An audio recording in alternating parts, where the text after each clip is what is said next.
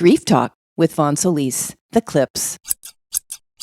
I could go into a really long story about, the depths of despair and the hopelessness of finding happiness, finding contentment, finding relief, finding joy in one's life, clinging to that. But instead, what I'll do is say one of the earliest things that happened to me in my bereavement back in 2005, early 2006, was having to do some things in life that were pretty hard. Finding a job that was not at all aligned with my skills, and it did involve serving others.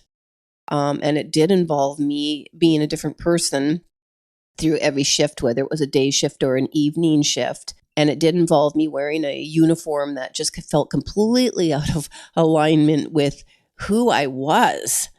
And it did challenge me to physically do parts of the job that were quite laborious. My daughter had just died a few months earlier.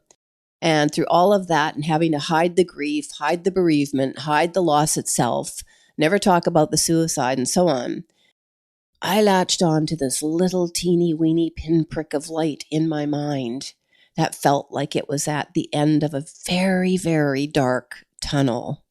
And while that wasn't joy itself, my willingness to anchor myself to that pinprick of light was what eventually allowed me, and quite quickly too, to move beyond that situation to a slightly better situation, to another slightly better situation, to ultimately becoming an angel healing practitioner and then having my world open up exponentially.